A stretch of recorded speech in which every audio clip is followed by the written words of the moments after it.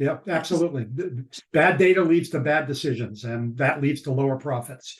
Good data leads to good decisions and bigger profits. Welcome to the Business Ownership Podcast, brought to you by Awareness Strategies, helping you navigate the waters between entrepreneurship and ownership. Hey there, peeps. This is Michelle Nedelec, and I'm super glad that you're here with us today because I'm here with my most amazing guest, Russ. Russ, thank you so much for being here with us today. Oh, thanks so much for having me, Michelle. I appreciate it. Awesome. So give us a highlight of who you are and what you do for business. Sure. So I'm the CEO of Agilence. Agilence is it's a contraction of two words: agile intelligence. Bring those two together to Agilence, and we do data analytics primarily today for retailers, restaurants, and convenience stores. So in the retail area, it includes grocers and big box retailers as well as specialty retailers. And essentially, what we do is help our customers get access, or we kind of democratize the data that they've got in their business and make it accessible to them in a way that it lets them make better decisions. Very cool. Okay, we will totally get into this. But before we do, I want to know, how did you get into retail data as your thing? Well, it's been a long and circuitous route. I started out many years ago as a salesperson. I grew up as the son, grandson, and great-grandson of Boston firemen. So I come from a long line of firemen, and I decided that was too dangerous for me. I did not want to be a fireman. So, also one of the aspects of being the child of a fireman is you don't have a lot of money. So I learned early on that by being a salesperson, you could essentially run your own business without having to put up any of the capital. Essentially, you get a territory and a product to sell, and everything else is up to you. And so I did very well as a salesperson. I ended up getting a job with New England Telephone at the time. This is back with the breakup of the Bell system, which was a calamitous event for a lot of people. But for me, it was a great opportunity. I got to get in on the ground floor of newly deregulated business, and I really haven't looked back since then. I did that for 15 years. And rose up to a fairly high level, a managing director level in the company, running one of the international regions. And then I got recruited out to be a sales and marketing VP for a small, very small startup company in Connecticut, a spin out of General Datacom. Within a year, I became the CEO of that company, mainly because I was good at selling and I was able to change the strategy of the company. And then I haven't looked back. Took a while to build that one up, and we sold it. Then I got another CEO gig for a high performance computing company, built that up and sold it, and then got recruited into what was originally a different business. When Agilence was founded, it was originally a very video centric business. We used video technologies to validate transactions in grocery stores. After doing that for a couple of years, I changed the strategy there, and we became this data analytics company. And now we're hitting on all cylinders and growing at about 30% a year. And very excited about the organization that we've been building. Oops, very cool. I'm assuming that you went from the video transaction into the data analytics because it gave more pertinent information to the business owner as to what was moving and things like that, or am I totally off base? No, I think you've got it pretty well. I mean, we started it with a very narrow use case, which was to give our customers the ability to validate transactions. And so they would use some kind of a data system to identify transactions that looked funny to them. Either they, that looked like wasn't charged for the right amount, or some other thing had happened. And so they would then take that data analytic output and switch over to our system. And what we did was we had devices out at these grocery stores that connected the video system to the point of sale, the cash registers. And so we would be able to go directly to that moment that the item was scanned or the keys were depressed or whatever it might be. And we did well at that, and we did a really good job. We had some patents and things, but what I realized was that we were dependent on the quality of the data that we were getting from these other systems. And we decided that we had a pretty good chance of doing a better job of that than the people that were feeding it to us. And those were typically, a printout of some sort out of the POS system that was put into Excel and maybe manipulated a little bit. We thought we could do a better job, and we have, and we've done it. And so we morphed from being this kind of video verification business to being originally we were loss prevention data analytics, but very quickly it became clear that loss prevention was only a very small part of the operational requirements of these businesses.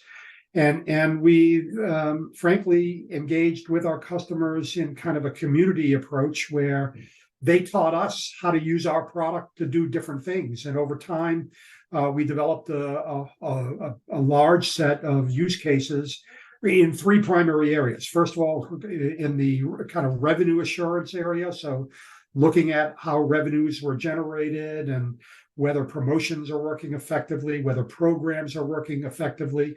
Second area was cost and expense control, which is kind of includes the loss prevention capabilities that were part of our roots. And then the third area turned out to be compliance. Are the rules being followed? Are we complying with external requirements like age verification or money laundering or those kinds of things? But more importantly, compliance in the sense of alignment from the boardroom down to the stockroom, as I always like to say, which is making sure people understood what the objectives of the company were, and we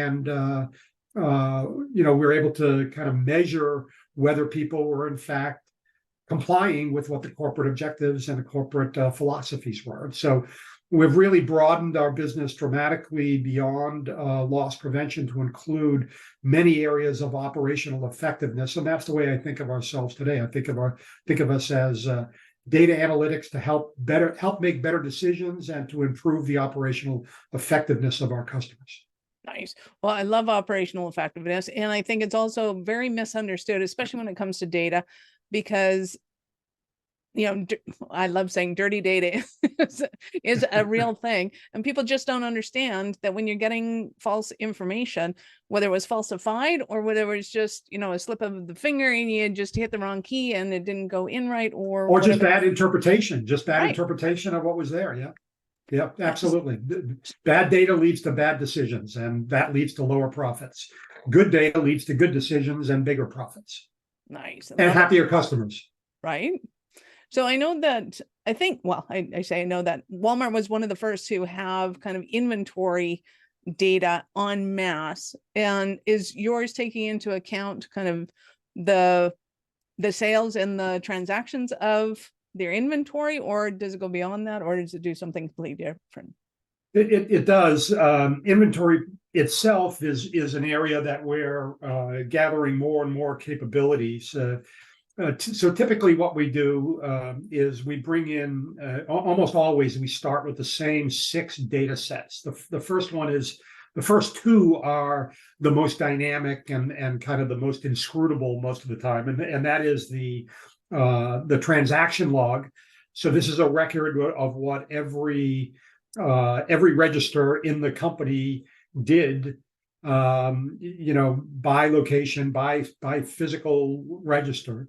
The e-com transaction log. So this is the stuff that's going on their digital sites. The human resources file, the customer loyalty file. So those customers that have declared their fealty to a company and are kind of registered loyal customers. And then the location information. So specifically the geolocators, where is this store? And oftentimes our customers have other descriptors or characteristics in those store files. So they may be talking about the product mix that's available at that store. Might be something around the location. Is it in a mall? Is it in a standalone? Is it a strip mall? In some cases, we've got companies like Sephora, for example, that have stores within a store. They're a subset of other stores. So a very rich data file that goes beyond, the physical location. And then finally, the item master. So this is the list of everything they sell. So in a grocery store, it's the 50,000 SKUs that they've got. In a restaurant chain, it's the 20 or 30 menu items that they have. So really wide difference in terms of the inputs. But those 6 data sources make up the bulk of what we do.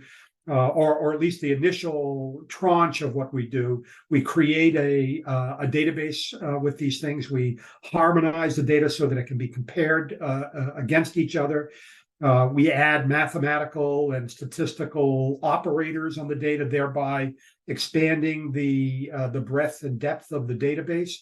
And then we provide a tool that lets our customers ask questions of the database. And we're not trying to be experts in every business.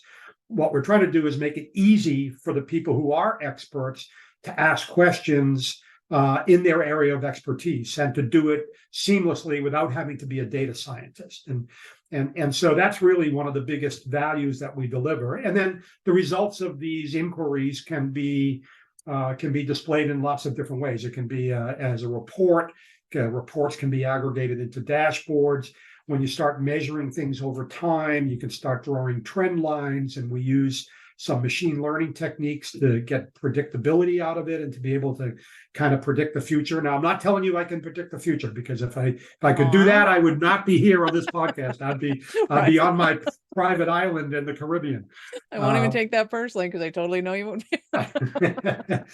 But the one of the other main things, or one of the great functionalities that we have, is we can set up monitors that look for a combination of events to happen, and when those events happen, we can send an automated alert. Usually it goes to a store manager or maybe a district manager, but and that automated alert will include a prescription, exactly what that manager is supposed to do with that data. And those things become almost a workflow management. So we keep expanding, and then back to your original question. Sorry for getting off track here a little bit, but inventory is very important, right? I think it's a frontier that really hasn't been conquered yet. And being able to, on a near time or real time, or at least near time basis, being able to ensure that you have the right inventory at the right place at the right time is an elusive objective for most retailers. And we're starting to do more and more in that area. And in fact, we're looking. One of the things that we're doing more recently now is we're starting to look at acquiring kind of adjacent technologies that will help us improve the value of the software that we're providing. Very cool. I love it. I know that for some of my clients, the issue in a weird sort of way is inventory that is in somebody's basket in store. So, but it hasn't been taken out of inventory for the online people yet, because the in-store person hasn't hit the cash register yet. Cash register, so sure. There's a ton of different kind of conundrums that people have. What is one of the most interesting ones that you found? Like when your clients were teaching you how to use the software, what is, in your opinion, one of the more interesting kind of dilemmas or problems that they had that you were trying to solve? Well, it varies a little bit by business. I mean, one of the things it's kind of a hot topic right now in the grocery business, and we started in the grocery business. There's this whole movement around what they call SEO, or self-checkout, and the original premise of self-checkout was that it was going to be better for customers, and it was going to be better for employees, and certainly better for the business, because the idea was you could have essentially transferring responsibility for checking out from a cashier to the customer. Mm-hmm. And one of the things that we've learned is that most of the benefits that were espoused about self-checkout have turned out not to be correct, and we've done that by looking at the data. The reality is that they're really not making the cost savings in terms of people, because people don't they like it and they don't like it. The SEO, right? They hate being treated. I know I personally hate being treated like an idiot. Place the object in the bagging area When the volume is really loud. Please remove all your items. Yeah, exactly. Yeah. And it's really kind of annoying. So there's this huge negative, which is, in terms of the way customers interact with it. Most customers, while they appreciate some of the convenience, almost always you have some kind of problem, right? You're constantly being told, do this, push this number in, do that, and it really becomes a problem. So we're now starting to see people taking those SEO systems out, and the ones that are leaving them, and Walmart is one, and Costco's another one. They're staffing them up. They're putting more people in there, and they're, in fact, if you show up at one of those things and you want to have somebody help you do it, they'll put a person on it and have you do it. And so I think it's been a grand experiment, and it's one that had great theory around it, but in practical reality, a couple of other things. It hasn't increased sales. Sales have not gone up as a result of it, and it has increased shrink. In other words, so many people have problems with it, even inadvertently. There are certainly people that try to game the system and try to take advantage of the store and remove merchandise. But the system assumes everybody is a thief, right? And they have all these prompts and things that you have to do. And what ends up happening is people make mistakes and they end up walking out with more material, not because they're thieves, but because they just simply couldn't use the technology. And the technology is so difficult to get comfortable with. So it's a big failed experiment. And there's a constant evolution in these things. I mean, the pandemic has been a huge change in operations. If you remember back in the 2020 timeframe, when you couldn't go into a store and everybody was freaking out, and we now have curbside pickup, and the blurring of the lines between the e-com systems and the in-store systems, and things like buy online, pick up in store, buy online, return in store.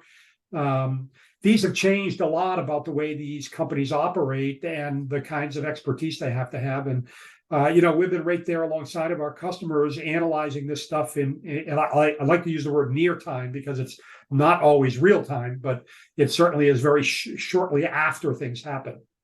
Mm-hmm. Well, and it must take a lot of back end technology too, to be able to, or human resource, if you want to put it that way, because I think there's a lot of assumptions made in the back end. Well, on the front end of the back end. So when I go into a store and I go, oh, it's 50% off, and I see the little tag on the thing, I just go, oh, okay. So they should know that because it's gone through their monthly program and everybody knows. And then you get to the till and it's not marked. And then how do you differentiate that? Who do you bring in? All of that has to be one time ineffective. Like, that's just seems like an absolute waste of time over $2 or whatever it might have been. And from a technology perspective, what other kind of conundrums like that seem like they should have been easy at the front, but then in the back end, you're like, wow, we did not see that coming. Well, you would think, the example that you're giving on pricing is one that you would think people would have down, right? I mean, I want to make sure the shelves are marked correctly and the items are marked correctly, but there's, whenever you have humans involved, there's lots of opportunity for human errors. And so it becomes difficult in many of these situations.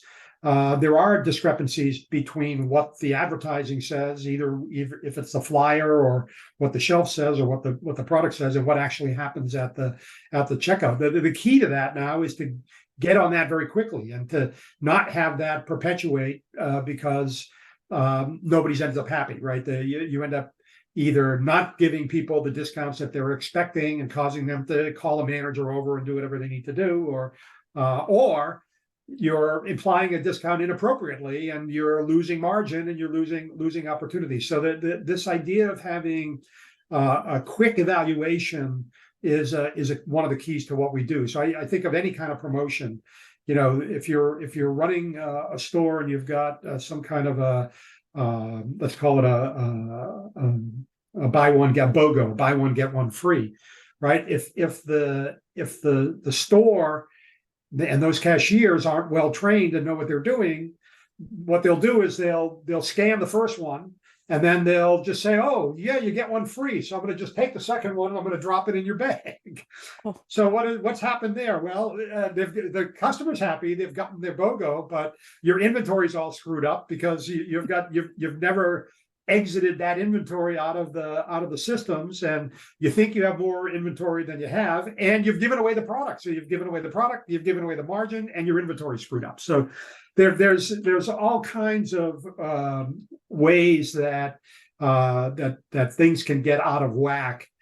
Many of them are around inventory, and what we like to do, or like to say, is that we give you the information right now rather than 3 weeks later when somebody in the finance department figures out that there's some kind of major problem that's happened, right? So it's time to information, time to knowledge that allows you to amend your process and maybe retrain people and minimize problems. I love it, because as we all know, especially with holiday seasons, 3 weeks later is way too late.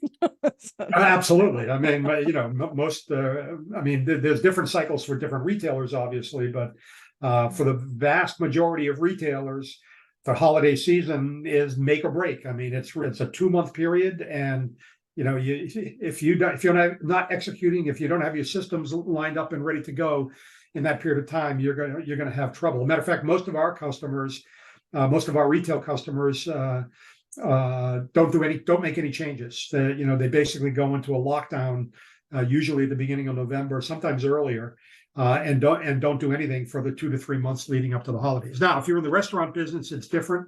You've got different drivers and a different cycle. If you're in the grocery business, Thanksgiving is your Christmas, right? That's when you want to have your stuff all lined up. Although grocers obviously do good business at Christmas time as well, and Easter, and they have a multi-point during the calendar year where their business is benefiting. I love it. So is there a particular size of business that is perfect for you, or how does that work? Well, generally, I like to say that if you're a business owner and you own one store, you can probably keep a pretty good handle on what's happening in that store. Now, maybe you can't be there every day. You can't be there all hours every day, but you're going to be there. So I like to say if you have to be in 2 places at once, then you need software like ours, because you want to make sure that you're understanding what's happening in the place that you're not.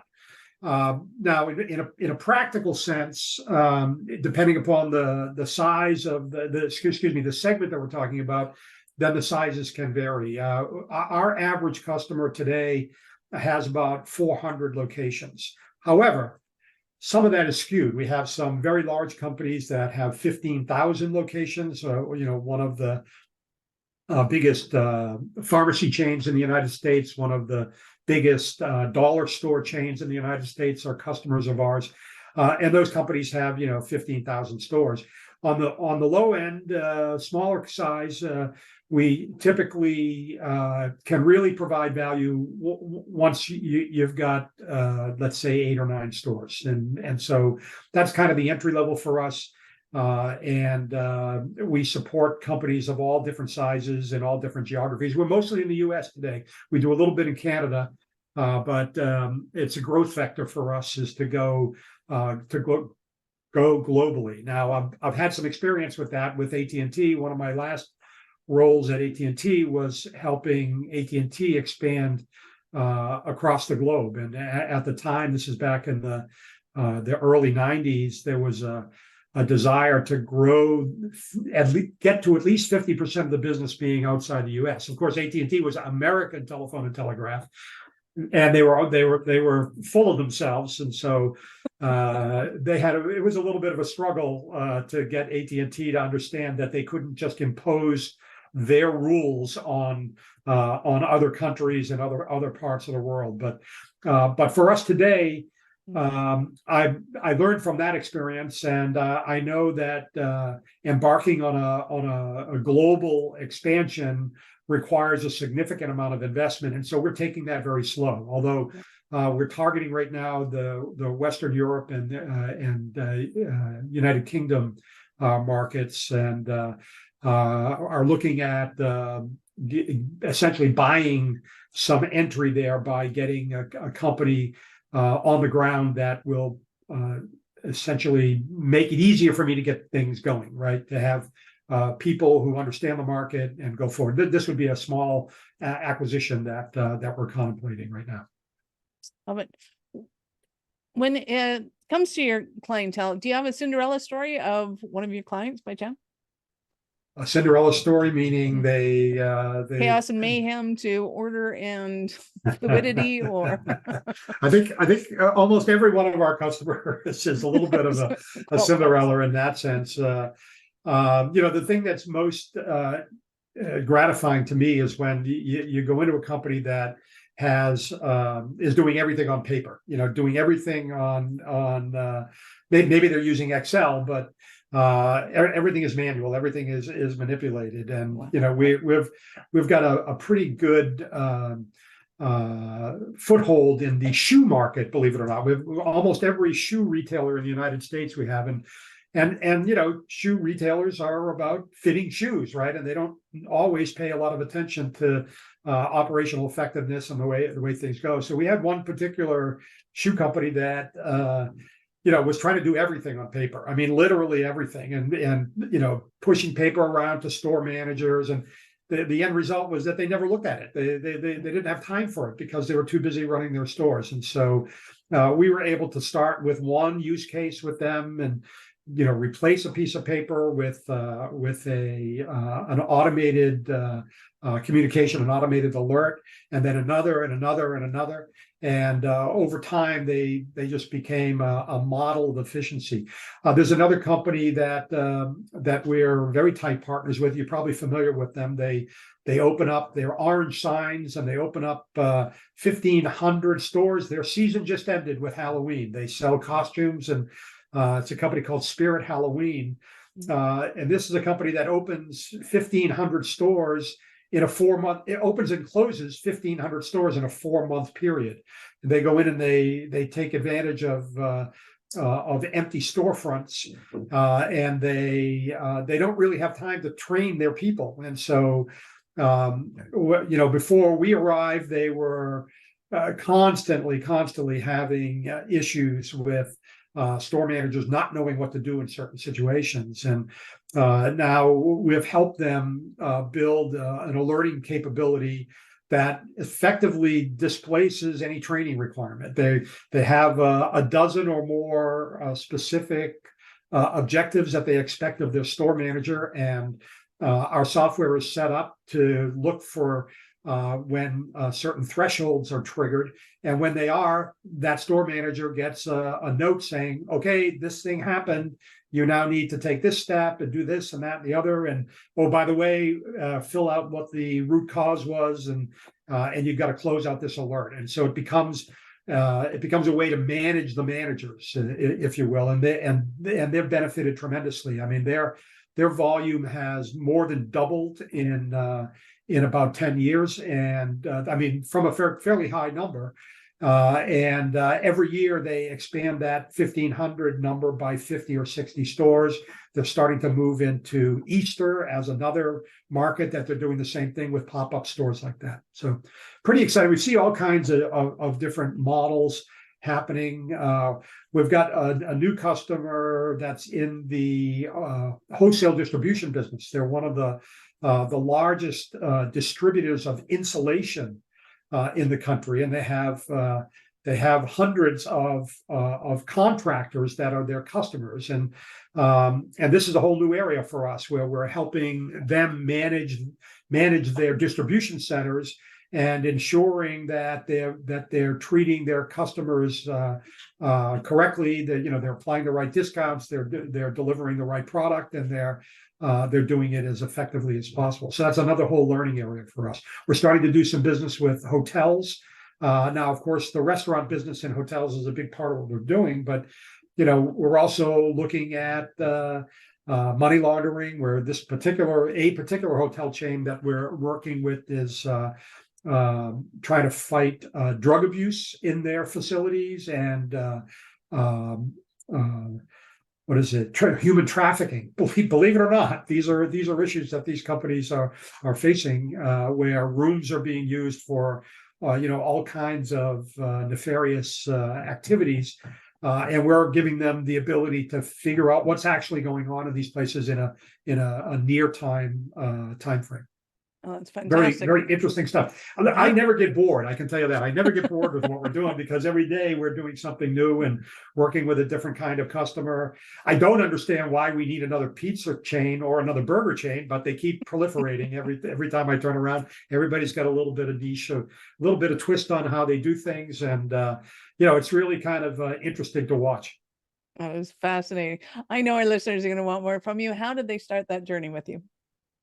How do customers start the journey with us? Yep. How do people get a hold of you that are interested in what you do, how they do it, how you could do it for them?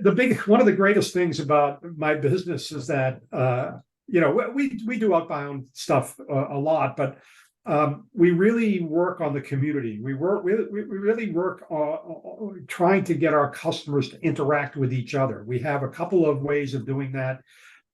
We've got a thing called the virtual water cooler, where, if you're a shoe company, you can go and ask other shoe companies how they deal with certain problems and those kinds of things. And what we've found is that people are willing to help each other, right? Everybody wants to help each other, even though they're competitors.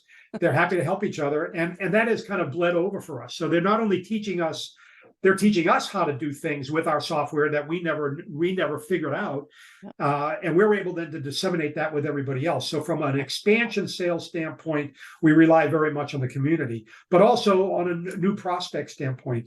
When people ask me, do we have references, I give them my entire customer list, because I don't have any unhappy customers. I really do not have a single unhappy customer, and anyone can be a reference. And what happens is I get customers referencing or recommending us to others all the time. I mean, our net promoter score is off the charts. If you're familiar with that concept, it's just, would you recommend this to a close associate or a friend and a family? And we score very, very high, higher than many of the largest companies in the country. So a lot of my deals come from personal references from people that do business with us, that are involved in industry associations or those kinds of things. And then the other thing that happens is, people move around over time. People move around. They get promoted. They take a new job with another company.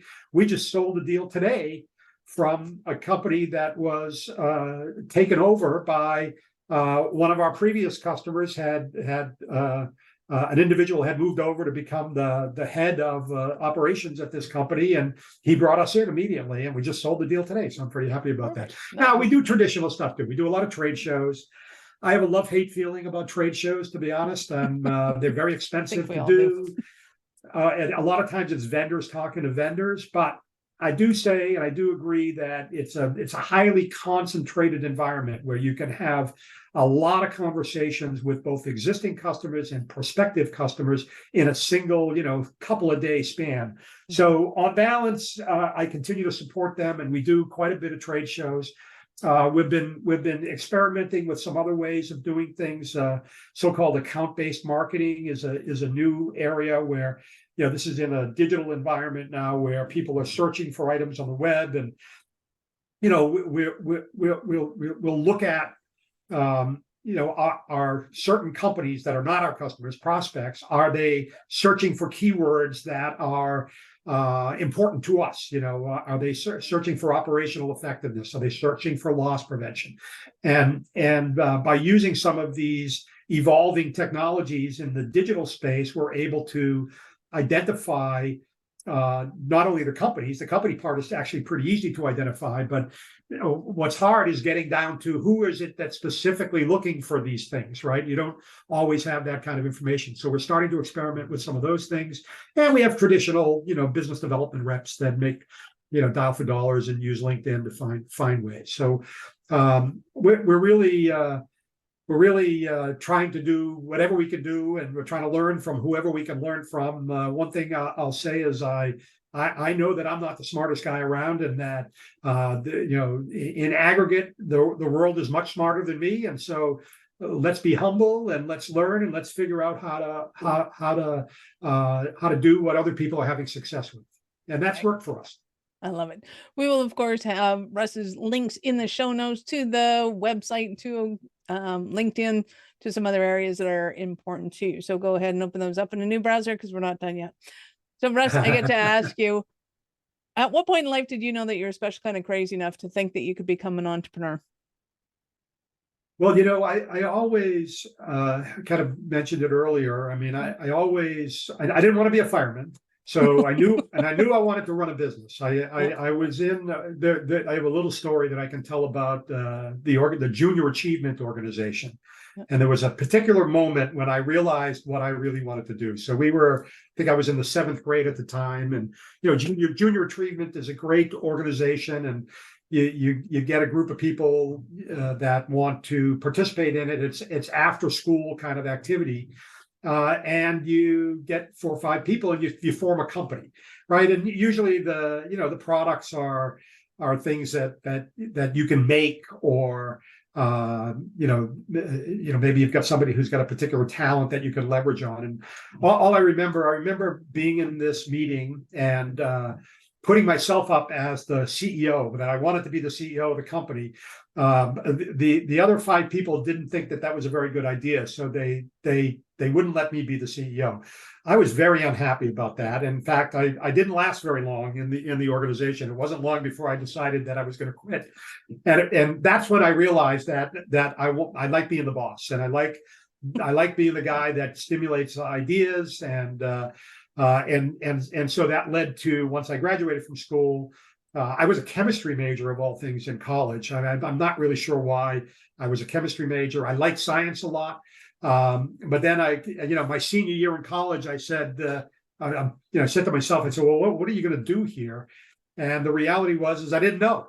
And I had been working, in a variety of capacities and jobs. I always had done jobs, and I decided that sales was what it was going to be for me. And I spent some time that senior year taking business classes, and running a sales bag is like having a business without having to put up the capital, as I always say.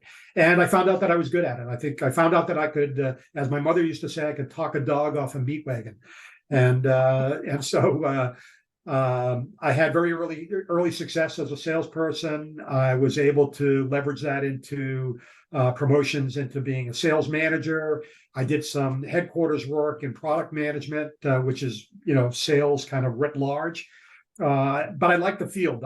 Always like the field. I like to get my hands dirty. I like to be out talking to customers, prospective customers.